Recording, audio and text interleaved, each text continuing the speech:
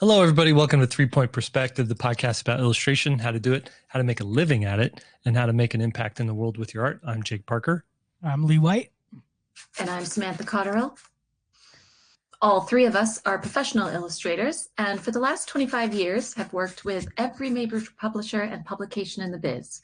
We've published over 50 books and have all taught illustration at universities. That's right. Each week we come at you guys with different illustrator interviews or questions from people just like you.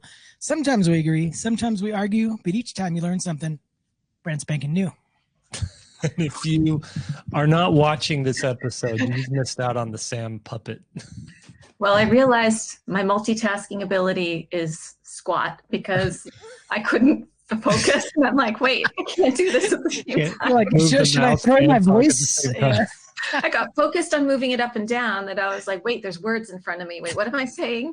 So I tell you, I was impressed though. I liked your intro better than Will. I'm going to go ahead and throw that out there because you said biz, and that makes us seem like we know more. When you say biz. Okay. True. I don't know if the Jim Henson Company is going to be reaching out anytime soon. Sorry, maybe for puppet making, but not for the performance. Definitely not for the performance. Yeah. Well, there you go. Well, this is our first episode we've recorded in the new year. So I want to just wish you two a happy new year. And do I see snow out the window in your background there? Oh, yeah. Oh, yeah. Nice deep snow. That's awesome. Well, it's not super deep. Well, we're in upstate New York, and my older son goes to college in Syracuse, and they had like 3 feet of snow or something crazy like that. And they're only 2 hours from us, and they just get all the snow. But yeah, it's blanketed. It's freezing cold. It's wind chill of -12 right now. The wind is whipping. It is very cold. We just got a fresh dumping of snow as well. So you're the only one that's snowless here, Jake. Yes, today the high is 61 degrees and sunny. Wow. Incredible. I don't think I could do that. I need to have winter. I do miss it. When I see the snow there, I'm just like, oh, I miss the there's like a death and a rebirth with the 4 seasons that you don't get in Arizona. You just sort of get incessant birth. Like it's always sunny. That drove me crazy about being in LA. I didn't like it at all. I like the seasons as well. Yeah. Yeah. Well, then on a completely different scale, when we moved to Canada, we moved to Alberta, that was a whole different flip of experience. That's too much. We didn't have fall or spring, and it was just summer straight into winter, and winter started quite early. And I remember having to put the kids in snowsuits for trick-or-treating, and it was just a weird, very weird. And I missed the changing. I realized how much I love fall. Fall is a big one for me. Yeah, I like cozy, warm seasons. And then I like to get exhausted and tired of a season to be to the next one.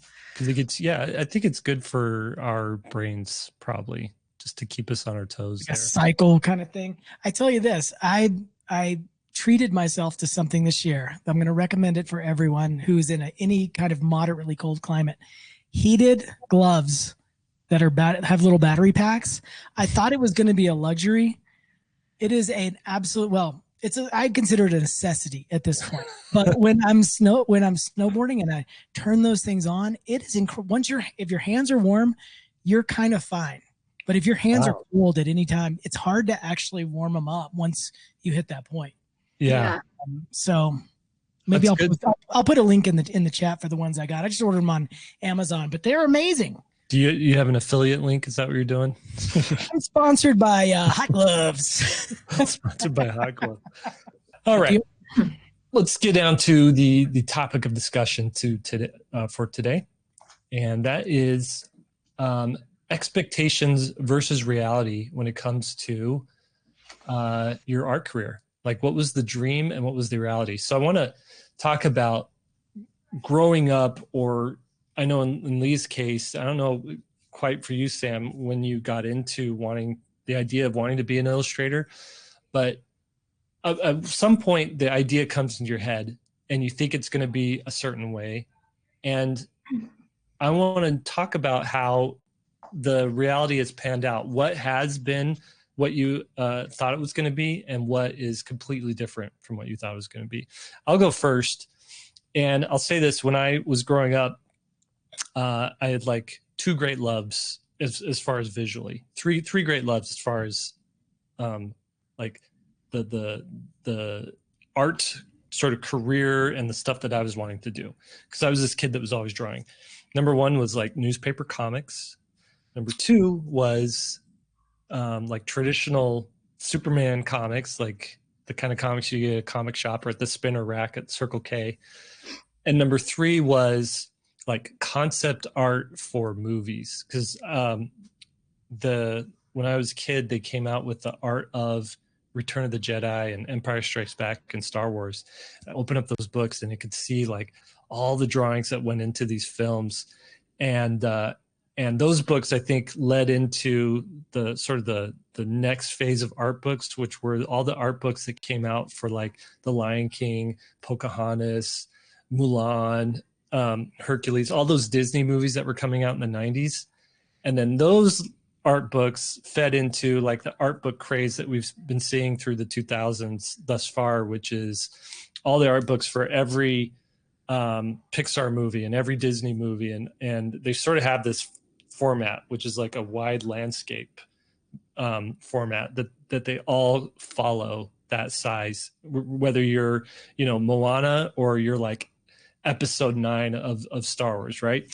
And it's really become like pretty easy to find a film that you like and to see the artwork made for it. But back in the 80s or the 90s when I was growing up, like if you wanted to see cool concept art, there was Cinefix magazine, and there was maybe an art book if they put one out. Okay, so I was like, okay, here's my options. I either want to be a comic artist or either want to do like concept art. And what essentially happened, the reality is newspapers kind of went away. Like, when was the last time you read a newspaper? This morning. I get annoyed when they throw it on my driveway. I'm like, right. Who is doing? Where is this coming from? Yeah, right. Time portal. And so with newspapers going away, no newspaper was taking on new comic strip ideas, right? And so that career path was like completely eliminated by the time I was ready to do that sort of thing. And so the next idea for me was, well, let's do comic book type comic stuff.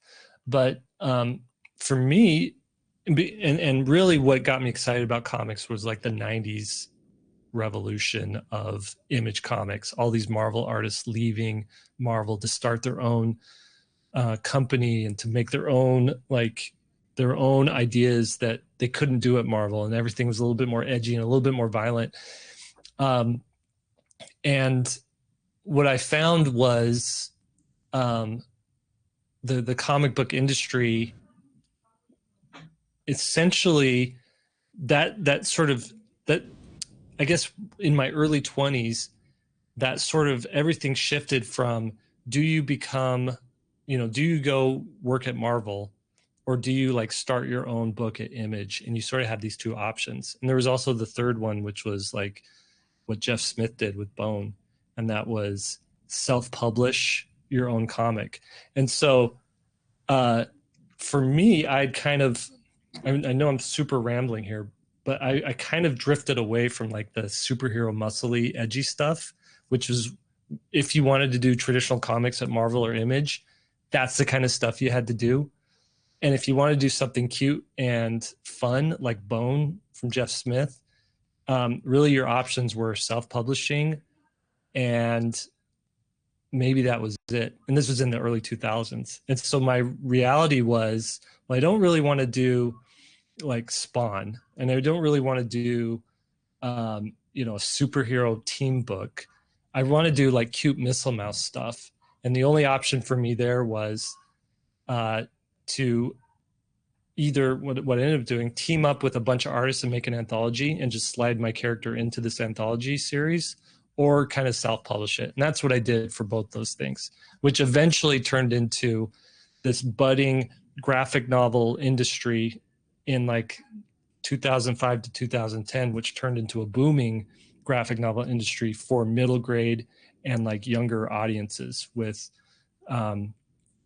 Amulet and Smile and like all of these like graphic novels that came out. Now we have like the Wings of Fire series, we have Dogman, we have like all of these things whereas that really wasn't a thing happening when I was like coming into comics. So those are few of my things that I was like, just, you know, you go into it, you go into that world. There's another one that I have that I get into, another whole line of my career that I get into. Maybe I'll do it after you guys, but it's just crazy how much the world has changed from my youth to my adulthood.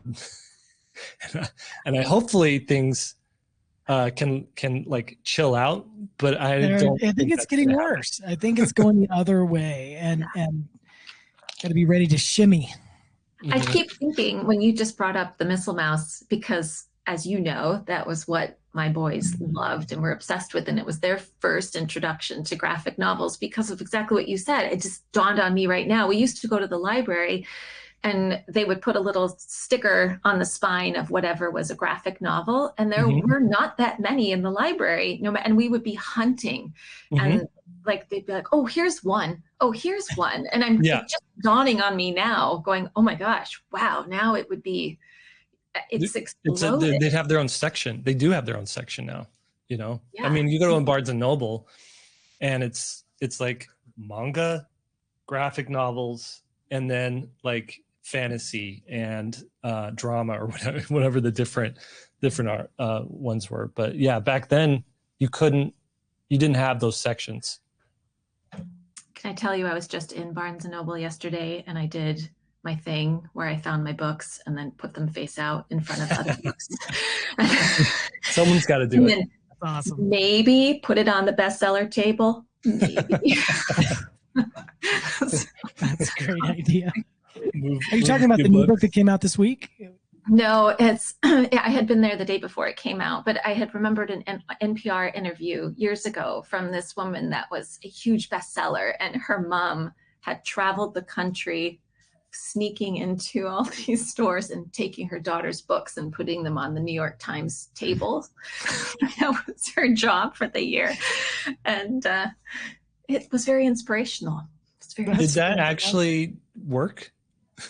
That trick? Well, it hasn't worked for me yet, but I mean, but if you did, let's say you did 100 stores and you sold 10 more books per store because of that, you know, that's 1,000 extra copies in a week or something like that.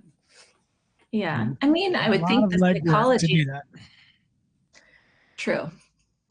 So I'm talking one Barnes and Noble for myself. So I'm not really moving very much. I like it. You just get to check the box for that Barnes and Noble. You're like, okay, this one's all set. And I feel so guilty too. I can't believe. And I was like, oh, I feel like I'm doing something horrible. So I'm placing it, but I'm like, it's so hard. You can't. It's kind of like the days of Blockbuster going to pick out videos. They always had to be face out because you don't notice the ones that are on the spine out is nothing. It's got to be cover out. Right. Yeah. Anyway, there you go. All right, who wants to go next? I'm curious what your expectations versus reality was. I'll dive in and I'll start off with saying art school sucks for expectations, because here's what they didn't explain. We talked about the paints, we talked about the brushes, we talked about the supports and all the stuff. We never talked about the life that comes with it. And so my whole expectation was looking at these communication arts illustration annuals, being excited, looking at children's books, which I was so excited about, and then just coming to school and being excited and making images and not really thinking about the career at all, per se. It was all just, am I good enough? Is my skill set good enough? And at a place like Art Center, that's a very tall hurdle, because people are really, really good. And so, and I was 6 months into drawing when I started Art Center. And so I was playing catch up in terms of technique and image making in such a massive way that I didn't really think about it too much other than just almost the abstract thought, I'm going to be a children's book illustrator. And I knew this because every time I tried to make a piece of artwork at Art Center and I tried to make it angsty and meaningful and poignant, people would just say, "Oh, that's so cute. It should be a children's book," every time. And I wanted to be edgy. I wanted to be an artist, and it just wasn't. It just came out. What came out, came out. You know what I mean? And so luckily I loved children's books too. And so I was like head first into children's books, but they didn't tell me what your life is. How do you save for retirement? How do you promote yourself? When we had one business class, it was like, okay, you're going to need some business cards. Okay. But not a real advertising plan. And so I want to say that my idea of what my life was going to be like and my expectations of the field was non-existent, because I just got out and I'm like, I graduated. I mean, it was really this feeling of graduation, coming out and be like, okay, world, here I am. And just collective silence. Okay. It's like everybody in the world knows that he just graduated and find him. So that became the expectation, is like, okay, they told me I was really good in school. Yeah.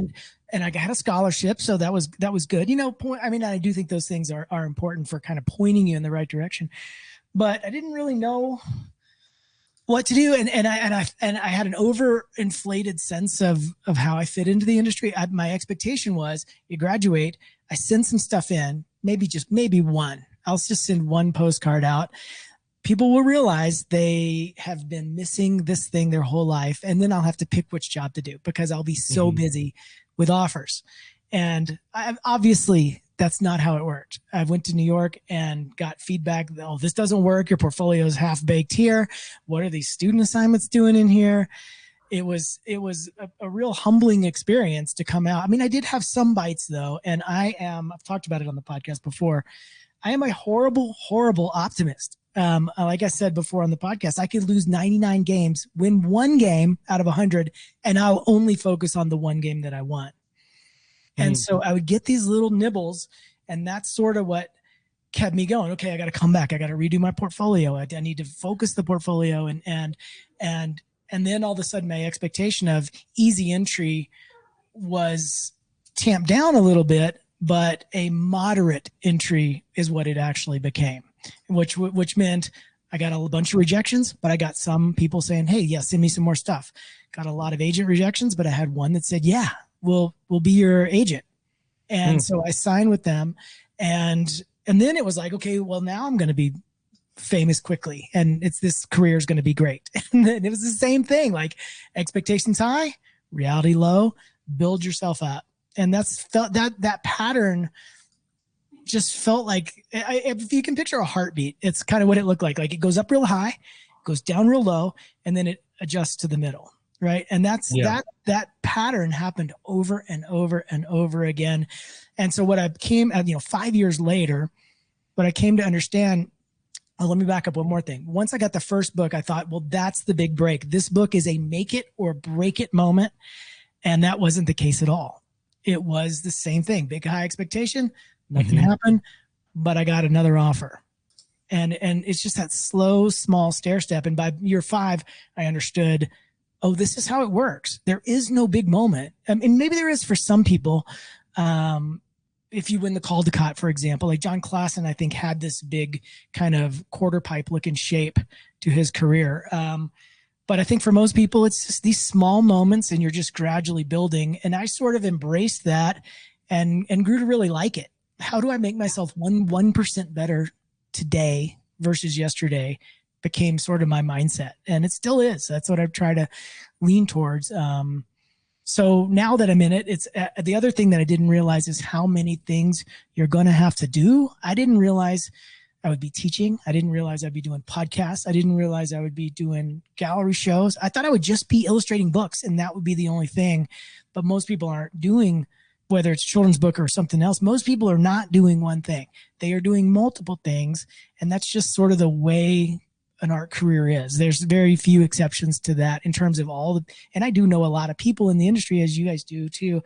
Everybody seems to be doing that pattern.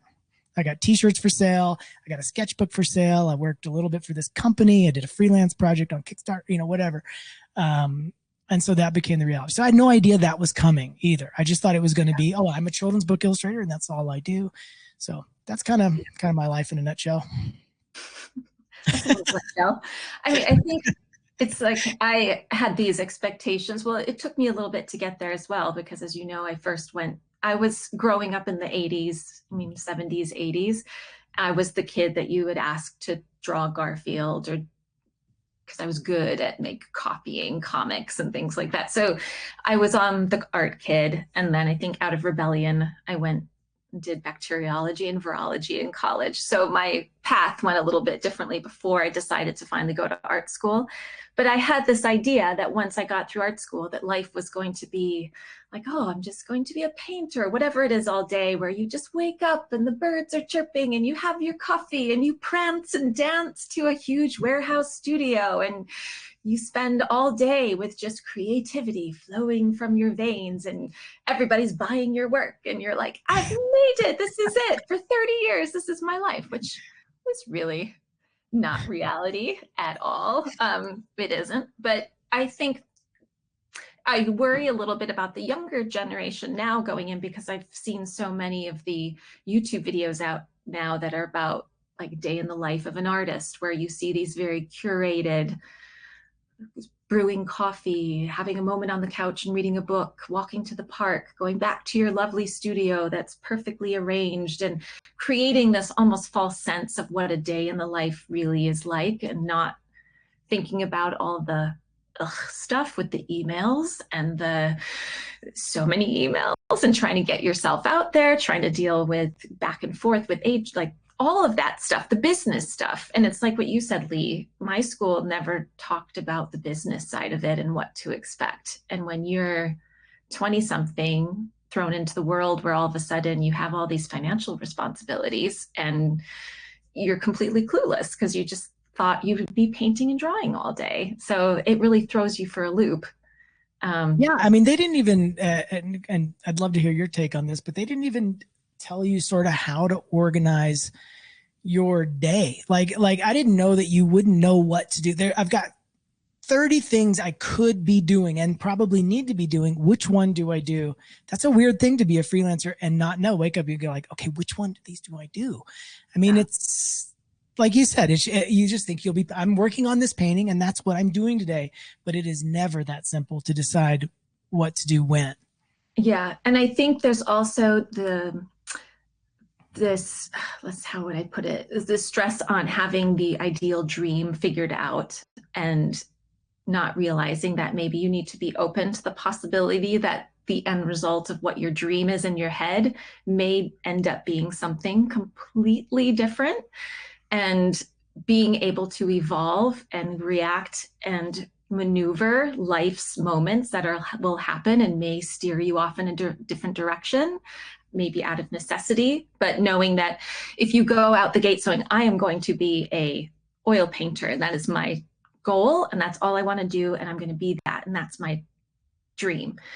And that may very well happen, but life could throw you some obstacles that you might need to be open to switching and navigating, and maybe switching directions a bit.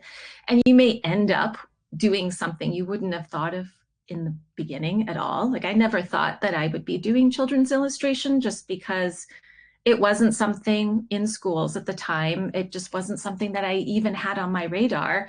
I left art school thinking I was going to be doing furniture because I got my degree in woodworking and functional art. So I was doing ceramics, life-size furniture out of clay, which made no sense whatsoever. I mean, that's not marketable once you leave art school. That is the perfect art school kind of totally project. Is. Nobody wants to buy 300-pound ceramic artistic radiators for their home. I don't understand. But I was doing furniture building as well. And I left art school having been trained in a state-of-the-art wood shop. So I only knew how to build furniture using these really nice planers, everything. And then I left with a hammer and like no money. And I had to get a job. I mean, I was like, what am I supposed to do here? I can't actually there was no, at the time, there were no wood shops that I could rent space from. I just financially had to figure out, okay, I still want to be creative, but financially there is no way that I can do this. What else can I do for the moment? And I got a job at a ceramic studio. I'm going to be rambling a bit, so I'm just letting you know. It's fine. But I got a job at a ceramic studio that was a pottery studio. I was a hand builder. I hated throwing, but this was purely a thrown pots production place. And my job was just to wash the floors, mix glazes, all the stuff that the artists didn't want to do, I did. But my little nugget was that they would let me stay after closing for a couple hours to use the studio. So then I could use the facilities to build, and I started making pictures out of clay slabs. And so that got me into art fairs. And then I began doing the art fair circuit. And I started to kind of build a big following doing ceramic paintings, which was veering away clearly from my furniture goals of leaving art school. Then my husband got a job, got his postdoc position in Canada. So we had to move to Canada. And there I wasn't allowed to work legally as a British resident alien of the US living in Canada.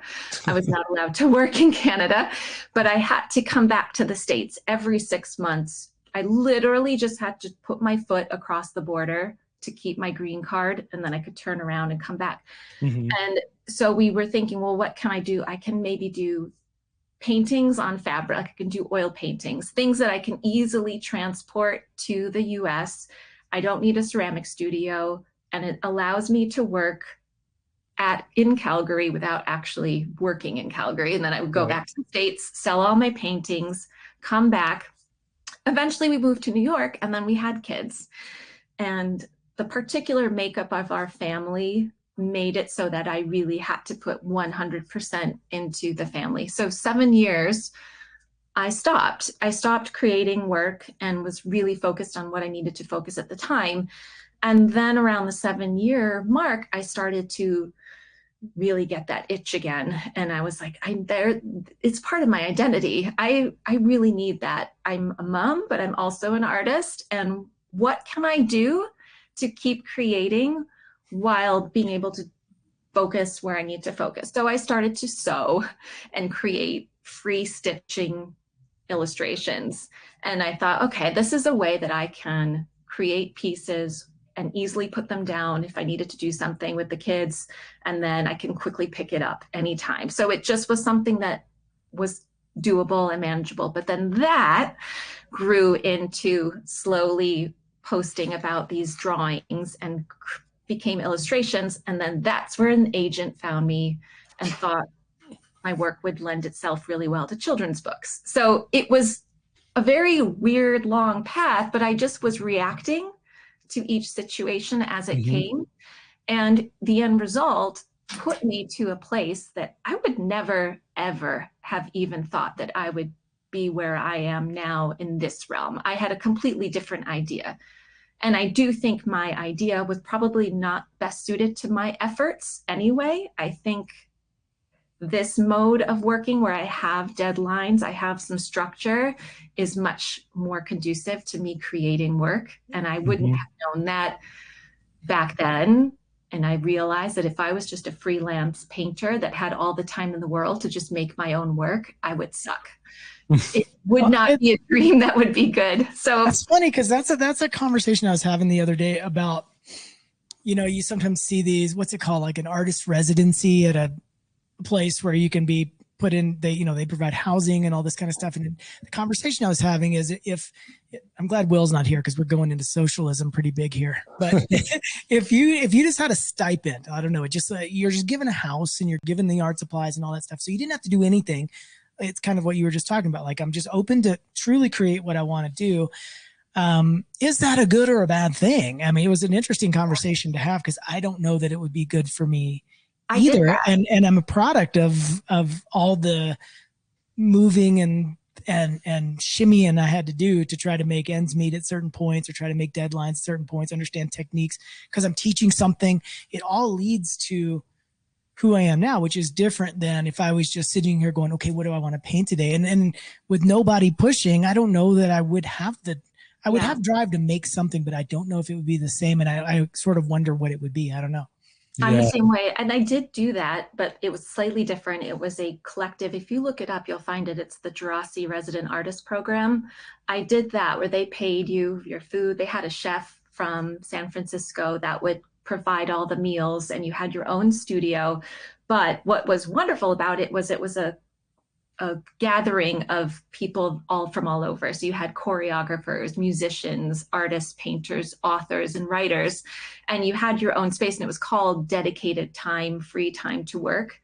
The reason why that one worked really well was while you had time to yourself during the day to work, you were meeting every day as the collective group over these really great dinners and talking about what you did that day, and you'd be visiting each other in the studios. So it wasn't so like you completely on your own, and there was a lot of creativity happening. It almost felt like those late night studio sessions in art school that just kind of woke you up. Right.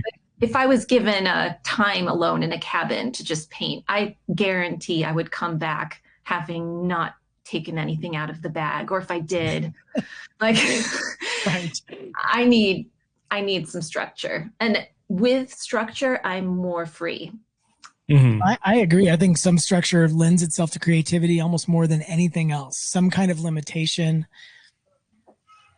Yeah. I think too, listening to all three of our stories is that you kind of go into it, or at least our generation went into it thinking, if you follow your passion, you'll find success. And the reality is, if you follow opportunity, you'll find success. Passion can come, can go, may lead you to success, may not lead you to success. But in every instance where you see an opportunity to grow, or to, you see a little niche that you could fit into, you're going to find success. And we're all testament to actually enjoying these areas that we've fallen into because we followed that opportunity. Versus, like, could you see yourself being really excited about making clay furniture like tomorrow, Sam? Like, what excites you more, working on that graphic novel or building something with clay? Probably I'm a builder. Like, my hands have to be Mm-hmm. moving. Like, but you're sort of you are satisfying both needs, both opportunity and passion, by building your graphic novel, right? Yes. And that is where I want to say, so yes, because I was really struggling while I was fully inspired and wanting to do this graphic novel. I was stifling myself because I wasn't also following where my effort lies. And I think that's it. Basically, the idea for me is, and I've been talking to my college son about this because he's been so stressed out about what do I want to do as a career. I haven't figured it out, and I'm getting late. I'm a junior now. And I keep saying, look, when you're 50, it's not going to matter if you're 23 or 25 when you're getting right. You'll be fine. But I was like, maybe instead of just only thinking about this dream of what you think you should be doing as an ideal, where does your effort sit? Like, if you were not doing anything and you had some time to do whatever it is there something that keeps your attention or focus that you find interesting? Like, for me, I'm noticing that I just love to work with my hands. I love playing with video, and this is where the podcast stuff is starting to come in because I love this stuff. And Right. It's really, so I'm just trying to be in tune with where does my effort fall as well, because my dream may be different from where my effort is. Because I could say I would want to be an oil painter for 10 hours a day, but that's not where my natural tendency to focus is. And I do love editing videos. I love, where can I combine some of those things and maybe have that balance between dream and being really in tune to, like, do you notice, like, if you have free time, what do you find yourself getting into, or that you can do uninterrupted? Do you have? I mean, it's a good point. And also understanding the patterns that you tend to have. No matter what I'm doing, whether it's something I love or whatever, at about 3 to 4 hours is all I can give it a day. And I'm bored after that. I don't, whether it's watercolor painting, whether it's surfing, snowboarding, all the things that I like to do. 3 or 4 hours is my sort of time limit for being interested in something for that day. I'm And the same. that's why, oh, really? So it's almost like to the dot. It's 3 to 4 hours, 4 hours. Yeah. And then bike ride. I mean, I love it while I'm doing it, but then I'm like, all right, I'm done. I'm ready to go. And so that's why I think sort of a chaotic work life balance works for me, because at about 4 hours, 3 hours, I get to a stopping point in the painting. Okay, I'll teach a class now, or I'm going to do a podcast now. It really works. I enjoy all that shift. Yeah. I like change. I like changing it up. I've always been that way. So I think that's where the 3D works really well in the photography, because one day I can do one thing, another day I can do something else. It really, and that's where I think I was feeling a bit limited with the graphic novel as just an illustration, because I found myself having a really tough time keeping interest, even though I wanted to want to do it. That's the thing, is I wanted to want to do it. Right. And it was killing me. But the minute I built that boat and I thought, why am I not combining these two? Then it was like, okay, that is where the effort is combining with. Well, that's a good learning moment actually to sort of highlight. It's because I used to come across that moment a lot with students who are interested in animation. And what we would find through the drawing and animation process is they just like animation. They don't want to do animation, really. And so you got to figure out they wanted to want to do it, like you said, but they didn't want to do it. They wanted to do something different. And so we would start to have that conversation and being honest with yourself while you're in something, saying, okay, why am I heating up my coffee, 4 times before sitting down to draw the thing? I'm coming up with anything. Go check the mail before I'm sitting down to draw something. There is something there that you have to pay attention to. And if you start to tune yourself into those moments, you can maybe self-navigate and save yourself a whole lot of time. Right. Yeah. I'd like to point out too, like I just finished a graphic novel, 252 pages. It was a monster project. And going back to the 4 hours of like, I can only do something for 4 hours. I was put in a position where if this project was going to get done, I had to do 8 hours or 12 hours a day on this thing. And what I found was there were I broke it down into different components. There's the laying out a page. So you go from blank page to having something on the page. And then there's taking that scribble and tightening it with the pencils. And then there's the inking phase, which is taking those rough pencils and figuring out where that actual line is going to be, and maybe even figuring out some of the drawing in the inking. And what I found was I could do those. If I broke it up into those things, I could manage this project in a way that it kept me going. Because just as soon as I was getting tired of it, I'd switch from doing layouts to now I'll do pencils. And just as I was getting tired of pencils, I'm like, I don't know if I have anything more in me. Oh, I'll do some inks now. And then it's like changing it and mixing it up a little bit. Did you sort of acknowledge which one requires the most effort and which requires the least, and kind of plan your day around that? Because I noticed like early evening, I am done for. I can barely focus on anything. Morning, I'm sharp as a tack. So so that's exactly what it is layouts take the brain, like real deep brain power. Like I can't have words. I can barely have music.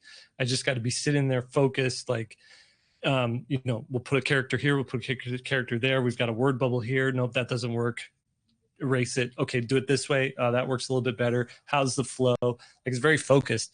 But what I found is once that page is laid out, and the drawings are so bad, but the art form is the flow, and the composition is what's important and what's hard to do about that. Once that's laid down, now I can throw on the podcast, right? That I listen to, or I could throw on an audiobook or a YouTube conversation or whatever. And now I'm just drawing a cool little dragon head on this circle that I put down, and that takes a little less cognitive stress. And then inking for me is like eating peanuts, you just sit down, let's just put a nice line on here, thick and thin, and fill out the rest of the page. Right. Yeah. I used to use your podcast as incentive to get through, because the first pass of creating layouts for spreads is not my favorite part. And I always remember Beverly, I think it was Beverly Clearly, that had said that the first draft, she hates every second of it.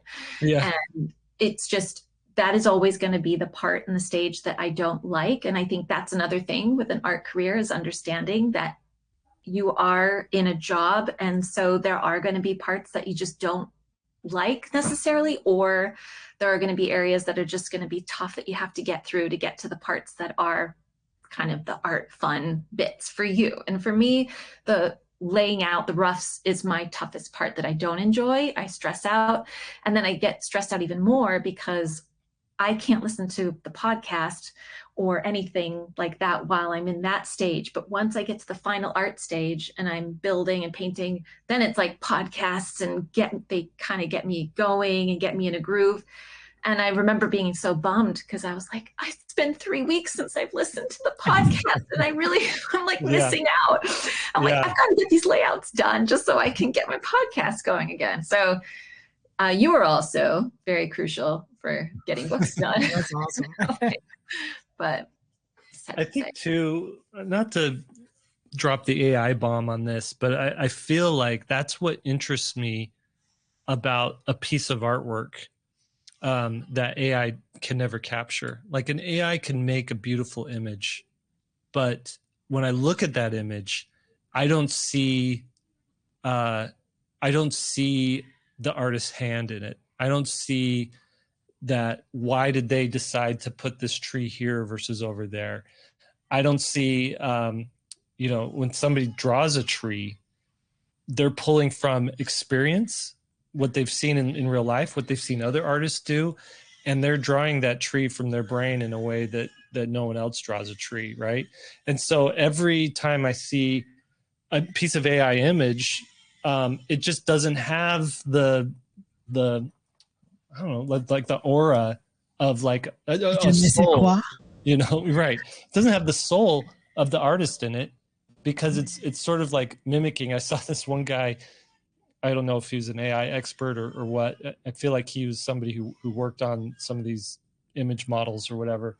But he's like, you can tell AI to show you a row of watches and say, okay, watches, for each of these watches, I want it to say 5 after midnight, so that's the one hand is going straight up and the one hand is just off to it to the right, 5 notches.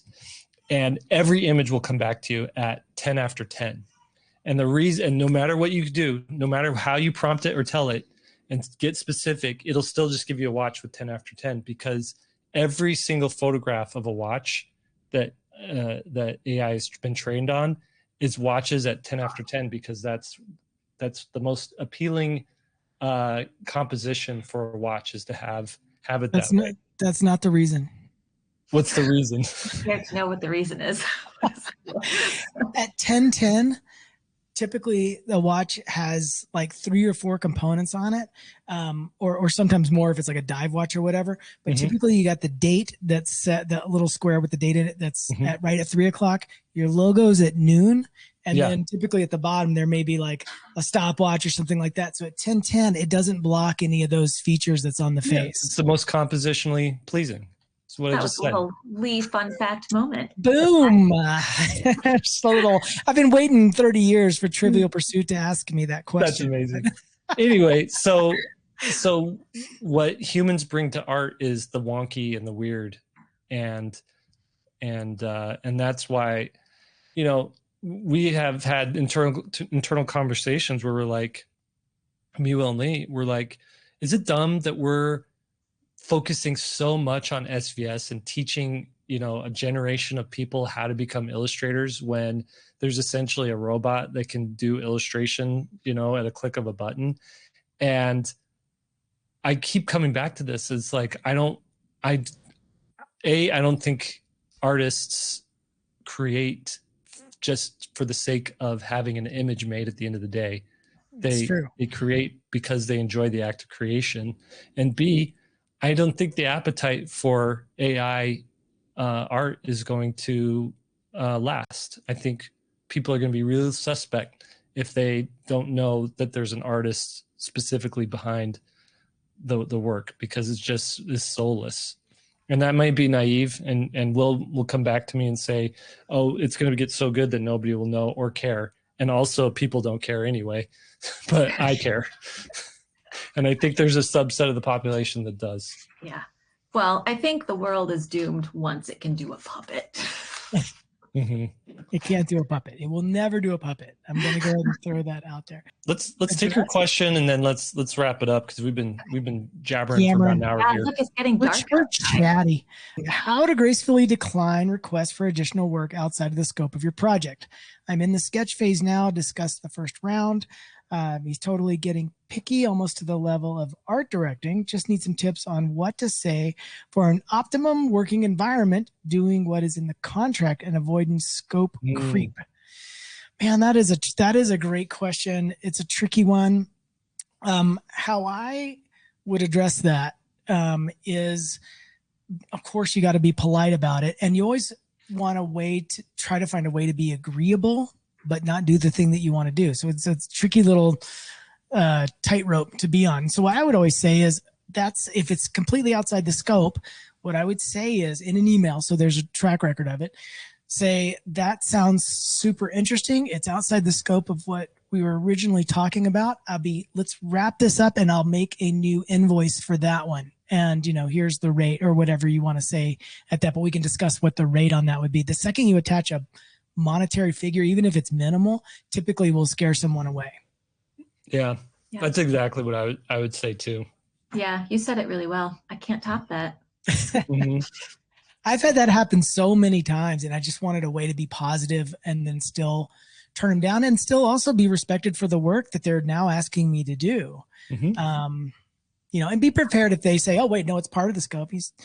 That's a delicate conversation to have. You know what I mean? But if it leaves the general description of what's in your contract, then it's outside the scope. For example, if you're asked to design a Batmobile and all of a sudden they want you to design a king for another show or something like that, or another book, well, a king is not a car. And so that's a different thing. And so it's easy to figure out the harder part is when the Batmobile becomes the Bat motorcycle. And so it's sort of the same, but sort of different too. I mean, it's a delicate little dance, I guess.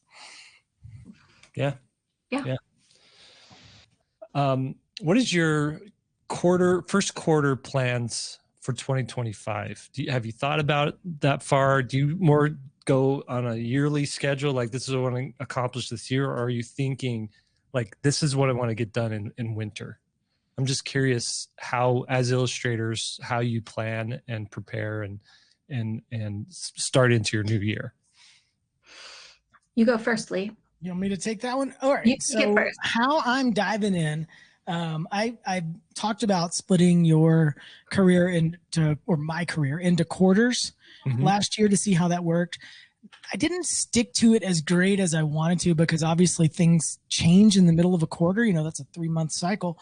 And anything can happen. But I do like that pattern. It's enough time to get into a project, to really dive in deep and to try to focus on that thing, and then wait until the next quarter. I mean, maybe things take 2 quarters, so you just sort of dedicate the next quarter to that project if it's a long-term kind of thing.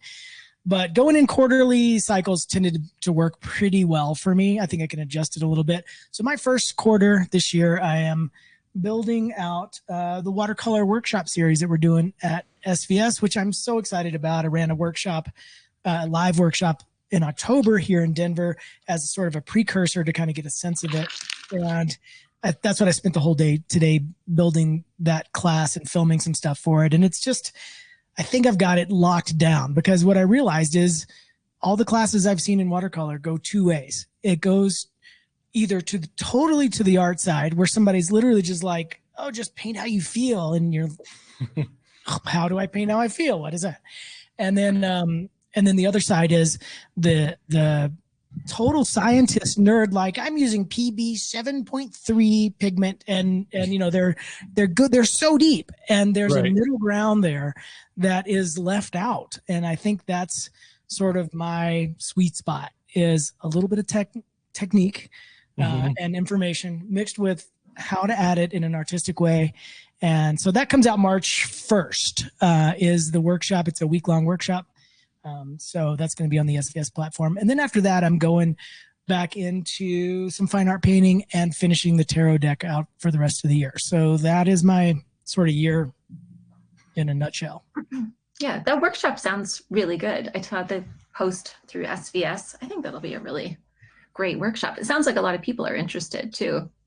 I hope so. I mean, it's a basic one that almost anybody could apply to. If they use any kind of water media, you could probably apply most of it. Build it. How do you build a palette? How do you know which colors to use without buying all the colors? Why do you pick certain colors over other colors? That kind of stuff is the first one. And then that one leads into more advanced ones that'll probably be more particular to what each person might be interested in individually. But this basic one, it should work for anybody who wants to do watercolor. So I'm excited about it. That's great. Wow. And I think I'm very similar to you in that if I did a year projected plan, I don't think I would get anything done. I have to do things in smaller segments and sections. And I'm noticing I tend to reframe it around in between the college breaks. So I'm noticing that makes sense. Yeah. So we still have one home for another few days and another is still home for another 2 weeks. And I tend to go through, okay, so from when they're both back until spring break, what do I want to accomplish? Oh, right. And then after spring break until summer break, what do I want to accomplish? And I've always kind of done that when the kids were in high school and school. It just seemed to work better for me to be able to set realistic goals.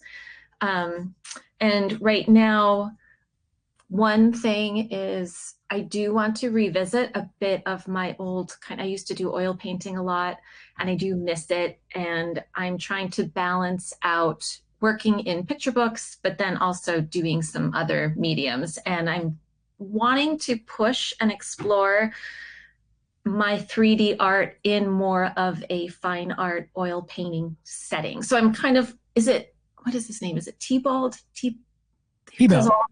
Yeah, like all the San Francisco landscapes. Yeah, Wayne Tebow. Yeah, I just always loved his work. And I thought, it'd be kind of cool just to do a master copy of his in 3D and see what happens and just explore with using light to just kind of see where the shadows fall, take the lights off, paint on that, just back and forth and create almost like a 3-dimensional oil painting. I'm not sure where, but I need to. I'm curious to see how you would handle, because what he's known for is obviously the San Francisco landscapes, but also really heating up the edges right between where the light meets the shadow. He'll go with like almost a cadmium red and a bright green and a yellow, those little thin, almost electric lines. So I'm curious to see how you do that with your setup. That'd be cool. I'm curious as well. I mean, I've always used, because both he and Hopper always seem to have that same approach where they go light, dark, light, dark, light, dark. And whenever I'm doing my 3D sets, I'm always conscious of my objects and placements. And I'm always placing light to dark to light to dark to light to dark, which really has elevated the illustrations. But that aside, I'm working with that writer for the kind of mini graphic novel series, the 3-chapter series. So we're just I'm right now setting the stage in terms of figuring out what this main character's boat looks like on the inside, figuring out just aesthetic details. And that's kind of where things are. And then SVS, I'm getting a little bit obsessed with SVS. We are so glad to have you and Anthony, and David Hone is going to be joining us too on the podcast. So we're so stoked to have all you guys. Yeah, I'm loving it. And I'm just constantly going through, I'm still learning and trying to figure out how to navigate it best for myself in order to give good feedback and kind of see where things are. Sure. And then just also starting to reflect on how can I demonstrate and show techniques for 3D in a way that would be really engaging for others that would want to learn.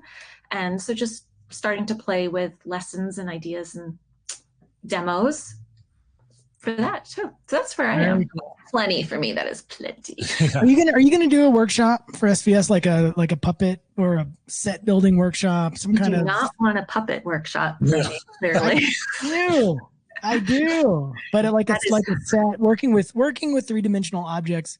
Are you doing some kind of workshop? Because that's the one thing that we're starting to put together now. Is our Yeah, I think we've year been schedule. discussing kind of implementing something in spring. Probably, I think Jake, we kind of throwing back and forth the idea of it being similar to the comics setup with the 2 weekends. So anybody who's listening now or will later, just feel free to just put comments or suggestions of things and areas that they really kind of want to learn about from my process, just because it would be really helpful just to even get that input to try to figure out what would be a good strategy of things that was nice. Because it's hard when you're so in it and you've been doing it so long, you don't realize what parts people need to kind of learn more step by step. So it really takes input from others to kind of get a sense of where to go. But yeah, I want to do something. So That's cool. So far, just to let you guys know, what we've locked down is Jake's workshop is going to be in February. We're doing Children's Book Pro in January. That's a 10-week class. Jake's little workshop, last 9 days, is in February. My workshop lasts total of, I guess, 9 days if you added them all up. That happens in March 1st. And then after that, we're sort of getting our ducks in a row on what the next workshops are going to be. Hold on.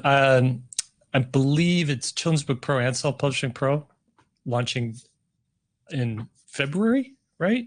I mean, we're onboarding in enrolling people in January, but they actually run February, March, and a little bit into April. They're both running at the same time? Yeah, that's the plan we talked about was running semesters. I'm learning as we go. Trimesters with so this is what we're thinking with SVS. This is what we did last year and the years before is we'd run things separately, and we'd finish with Children's Book Pro and then run Self-Publishing Pro, and then finish with Self-Publishing Pro and then run.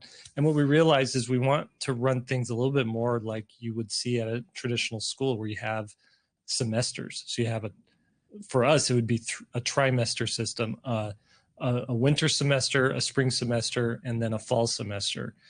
And we would launch all of our courses at the same time. So the winter semester, Children's Book Pro, Self-Publishing Pro. The fall or the summer semester, which would be in May, would be Children's Book Pro, Self-Publishing Pro, Graphic Novel Pro. And then in the fall semester, which would start in August, would be those same 3 classes again. And then I think a 4th one, if you had one ready, Lee. Yeah, we're talking about doing Illustration Pro, which is obviously just an assignment-based illustration pro class that would incorporate some of the book cover stuff too, or Digital Paint Pro, where I would teach just 10 weeks of digital painting, how to use all the tools, how to do the stuff digitally. So the idea is like you could still take all 3 classes if you wanted to, or all 4 classes, but you would, instead of trying to do, I guess you could do them both at the same time if you had all the time in the world. But the idea is that you run through one in a semester and then take a little break and then run through the next one. If you're wanting to do children's books, if you're wanting to do graphic novels, if you're wanting to get into self-publishing. But I think Self-Publishing Pro goes so well after you've taken one of the children's books or the graphic novel classes. And if you're somewhat entrepreneurial, you're going to want to learn, how do I, now that I've got the skills and the understanding of how to do these big projects, how do I get them out into the world? We talk about breaking into publishing and how do you, find an agent and how do you get into that space. But more and more, the options for doing any sort of self-publishing project are just getting better and better and easier to do as well. So that's, yeah. So I guess for me, for this quarter, it's prepping for Graphic Novel Pro. I'm also doing the breaking or not, it's like the comics head start workshop, the one that you came to, Sam. Mhm. I'm running that one again in February. And I get asked what's the difference between the comics workshop and the graphic novel pro like course. And the comics workshop is like, it's a 2-week, 1 day each weekend that we do it. And it's about, it's sort of like you want to get into comics, you want to dip your toe into it, see if this is for you, learn the basics so that you don't have to like scrounge around and figure out how to do comics. And in the process, in that week, you actually draw a 5-page comic story, right? Graphic Novel Pro is maybe you've taken that workshop, you realize this is really my jam and I want to do this for real. And you want to learn more about the whole landscape of comics. Because once you're able to understand visual or sequential storytelling, you've got so many options with it. You can do the middle grade graphic novel market. You could do the direct to market publishing like you see in Marvel and DC. You could do that kind of stuff. You could do, again, like your own indie type of comics as well. There's publishing online through like the different webcomic platforms that they have out there now. So what Graphic Novel Pro is like, how do you do a long form project? How do you build out a portfolio that's going to get you work at Marvel? Or how do you build out a proposal to one of the big publishers who publish graphic novels to show that you're professional and can do that? So that's really the difference between those two, and why we're running one in February and then the next one in May. Now, if you take the one in February and you do want to go on to do Graphic Novel Pro, we're going to have a little discount for you for people who have taken that workshop. So you can get a discount on Graphic Novel Pro as well. Cool. Well, should we take it out? Let's take it out. Take us out. Take us out. All right, everybody. Thank you for joining us. 3-Point Perspective is made possible by SVSLearn. We're becoming a great Illustrator starts. And if you haven't checked out the new community, it is absolutely thriving. It's a beautiful, beautiful community with artwork being posted every day, feedback being given every day, and lots of live events like what we're doing. This episode we're doing today is a live podcast event for our SVS community. And it's just been great to read all the little things going on in the chat while we've been talking here. So do come check out SVS Learn. Go to the new website, svslearn.com. Check out the different tiers for whatever phase or whatever you're needing in your art career next. And we'd love to have you join us here. All right. Podcast is produced by Daniel Tu. That's Daniel TU. Special thanks to all of our SVS team here, the team manager, Preston Smith, the keeper of the curriculum, Austin Shirtliff, the Shownotes wrangler, Lily Howell, the chief operations officer, Lisa Fott, and our illustrator, Annalise Black. I also want to mention to our hosts today, Lee White and Samantha Cotterill. If you want to see their work, please go Google their names and check them out. Amazing artists. I'm Jake Parker. You can do the same as well. Now, go draw something.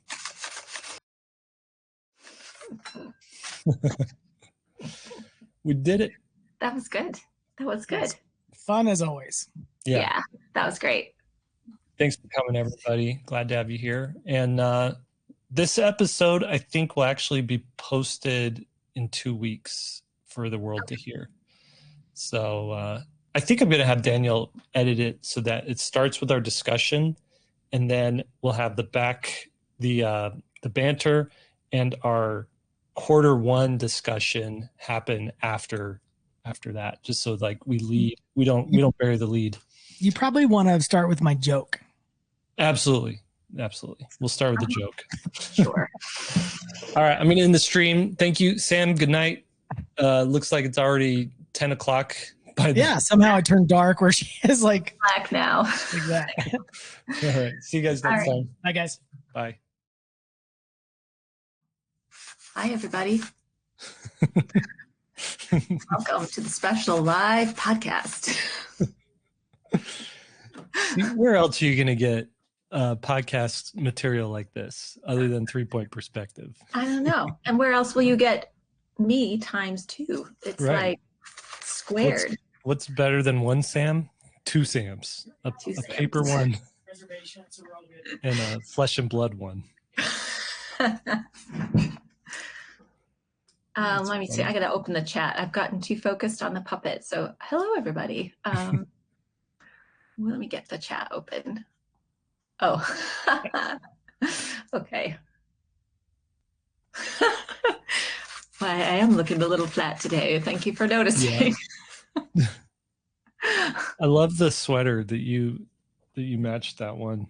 That's a cool sweater, by the way. Thank you. It's just really ironic because I'm so petrified of cats. So it's like, what do you call it? Exposure therapy? Yes. Yeah, that's good. I wear my fear all day long. Are you allergic to them at all? No, I'm just, I think I told Lee when we moved to America, my mom bought us a cat to kind of like embrace, like, welcome to this new country. We'll buy you but it was a very evil cat. And it would just like lurk around the corners and wait to pounce on us. And we were freaked out. And then it ran away and we threw a runaway cat party. Oh, nice. So ever since then, I've been a little nervous around cats, but I'm, embracing the cats. That's fun. But I made the puppet first and then wore the clothing. So glad to have you guys here. Lee, right before I hit live, he got a phone call. He's like, I have to take this call. Just go do a song and dance really quick. So that's what we're doing. He'll be here in a minute. And actually, we were talking about what we're going to have a discussion today, but we also were thinking what, hold on, I'm looking at the things here. We were thinking about answering a question that we got, but when I showed it to these guys, Sam was like, I feel like we already answered that question. I want to know though, did I send you? I'll check and see if I sent you. You sent a different question. It's a different one, but it's so similar, huh? It's similar, but it was different. Okay, maybe we'll just do it. We'll do all it. Variations on a We'll theme. wing it, and it's also me with 2 different people, so we might make it even better and just show the other 2. Because last time it was Will and Anthony. Yeah. Yeah. What do they know? They don't know anything. I'm like going up, they're just like here, and I just like, see you guys. Did you show everybody your puppet? Did you show your puppet? Yeah. I did. I'm like obsessed with this puppet now. We need to make puppets, Lee. I can't live without a puppet. I need a puppet. You need a puppet. I don't know how to make that. I feel like your puppet's nose is a little too big. I have a very like round nose. Yeah, but there you go. That's better. I was doing a caricature of myself yesterday because I was like, I want to draw. I was doing a post and I was like, I wanted to say something and I thought, oh, it'd be funny if I had my little head sticking up talking. And I was sitting there drawing myself over and over again. And I was like, I just kept making my nose bigger and bigger and bigger until it was like half my face. And then finally I was like, forget it. I just went to a restaurant the other night where there was a caricature person set up. And I can't believe people do that live in front of an audience. With people they don't even know. Like, it just seems terrifying to me. Yeah, I wouldn't be able to do it. That's amazing. I'm very impressed with that ability. I couldn't do that. I was in Venice Beach one time, and I walked up on a guy who had a sign. It said charcoal portraits done in 60 seconds or less, like 1 minute or less. And I was like, I was a student and I thought that was the big deal. And so I was like, yeah, I can't wait to see this. And it was incredible. Like what he did in 1 minute, he nailed it. And it was a tonal portrait in a minute. How? Wow.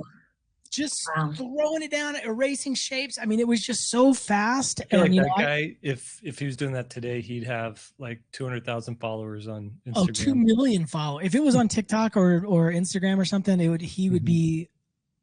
I mean, it's incredible to watch when you there's a lot of hacks in the world, but then you come across the real deal. Yeah. And you're like, oh my goodness, this person's way more talented than I am. Yeah. Wait, I'd be like, if that was me, I would start it and then I would say, wait, wait, hold on, wait, okay, restart the timer. Wait, that didn't count. Wait. For me, I would be like, okay, you're going to have to do 50 comps of this first, and then you're going to do a color study. They're like, It's all can you about turn process, around? baby. Yeah, I don't actually envy those jobs. I did a caricature job for a wedding reception once. This was I'm when I was impressed like, with that. I was in my 20s. I was like still like trying to figure out what to do for an art career. And that was the biggest bite of spaghetti I've ever seen. Anyway, and Actually like a small friend of a compared to the friend other- of the family was like, hey, we know Jake's an artist. Does he want to do caricatures? And I needed the money. And I was like, yeah, I'll do it. And it was like the worst experience for me. Maybe the caricatures were fine. I don't know. But every single person who sat in front of me, I was just like beads of sweat dropping down. Like, I don't want to spend them. I think really good people have a stock set of like 5 different eyes. Like here's some inset eyes and some wide apart eyes, some big eyes, small eyes. You got a couple that you can choose from, and then you can mix and match them. And nose is the same thing, and mouth. So if you have enough of that kind of rotating little and then you group just of ask, parts, what do you like to do? Well, I like to water ski. And then you just draw them behind a boat, water skiing. everybody's got a big chin and nose when they're in a caricature. That's all I know. There is one guy I want to have on the podcast who, I forgot about him, but I was like, yeah, let's circle back next year, which now it is next year. And he does the most insane caricatures I've ever seen. They're practically, they're like if Picasso was doing caricatures, but like really astute, like dialed in caricatures of people. Mm-hmm. But it was like the nose is over here and the eyes are up here, but it still looked like the person. It's incredible. Yeah, it's incredible. So thanks for bringing that up. I'm gonna reach back out to him and but does he make puppets? He, not that I know of, but there's nothing stopping him from making puppets, I don't think. We need a puppet class, for real. Not kidding. I mean, this is a work of beauty. Look at this, the intricate details of foam core and tape. Yeah, let's see the back of it. So strangely enough, hey, it still looks pretty good. Actually. We're talking. I even put dots on my tongue because I think I have a problem with my tongue. So strangely enough, that restaurant where they were doing the caricatures, they also did a puppet show and it was a taco, was the host of the thing, a puppet taco. And I'll give you guys one of the jokes from the taco. You ready? Mm-hmm. Why can't you ever trust a burrito with your secrets?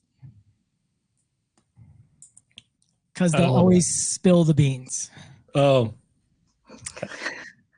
I thought it was going to be like, because they'll always talk about it. Well, that's pretty good too. That's even better, maybe. I don't know. All right. Should we start this podcast? After that banter, that was quality banter. All right, let's go ahead. Yeah, let's do it.